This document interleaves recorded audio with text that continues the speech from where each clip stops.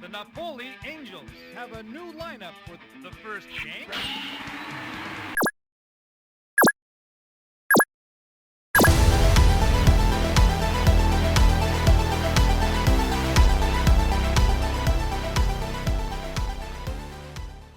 Hey everyone, this is Jason from GameRave.com, and this is Pause Mode.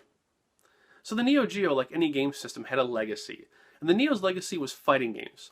Since the machine was originally an arcade powerhouse, developers were obviously creating games that were hot in the arcades, which were fighting games at the time. However, buried underneath all the excellent Fatal Fury and King of Fighter games are some of the industry's best arcade sports games. That's right, sports. Now, despite my rejection of most simulation sports games, arcade sports games have a close place in my heart. Blades of Steel, Tecmo Bowl, NBA Jam, and the like all provided endless hours of entertainment for me and allowed me to game with my more sports-focused friends. The Neo-Geo had its fair share of the genre, but there are four that truly shine and prove that the Neo-Geo was more than a one-trick pony. Let's get to it. First off, League Bowling. One of my first carts acquired for the Neo-Geo, and to this day one of my favorite bowling games. This was true SNK style gaming with the characters' crazy haircuts, wild animations, and of course a lovely lady cheering you on. What made the game truly stand out was not only you could have up to 4 players, but 2 people bowled at the same time per frame. This kept the game going at a fast pace and allowed it to feel just like League Night. While simple by today's Wii Sports and Brunswick bowling standards, the game is still a hoot to play. Second, Baseball Stars. The original Baseball Stars on the NES was one of my favorite games growing up simply because it was more a role-playing game than baseball game. Naming characters, building up stats, it was an amazing hybrid that could never be topped in its lifetime. When it came to Baseball Stars 2 on the Neo-Geo, SNK decided to toss the RPG touches and just go for the flashy gusto.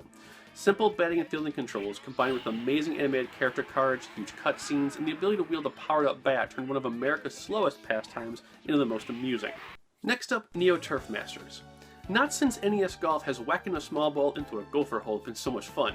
Like Baseball Stars 2, SNK and NASCAR were able to distill the most important parts of golf into a beautifully paced arcade experience. Easy to understand, great controls, and some of the best animation on the system provides an excellent day on the greens. And finally, Windjammers. Our final excellent sports game is one of the most unique and hidden gems on the system, and with good reason. Windjammers is what happens when you take Pong, air hockey, and Frisbee and mash it all together. You defend a court-wide goal that's divided into different point values. You're trying to throw the power disc past the opponent into their net, scoring as many points as possible in a given time. Thanks to controller commands similar to the fighting games, you can perform crazy throws that arc, bounce, or just plain dash into the opponent. The difficulty is just about perfect, allowing for brutal competition, keeping it fun and exciting. If you have a Neo-Geo CD or an MVS unit, the games are fairly easy to obtain, especially on the arcade cart side. However, if you're a home AES only person, then picking up the games can be an insanely pricey adventure. NeoTurf Masters can also be pricey for its Neo CD version if you're stuck dealing with price gougers. As rare as it is for me to say, this time you may want to just emulate them for easy, painless enjoyment. That's it for this week, guys. We'll see you next time on GameRave TV. Take care. Have a great weekend.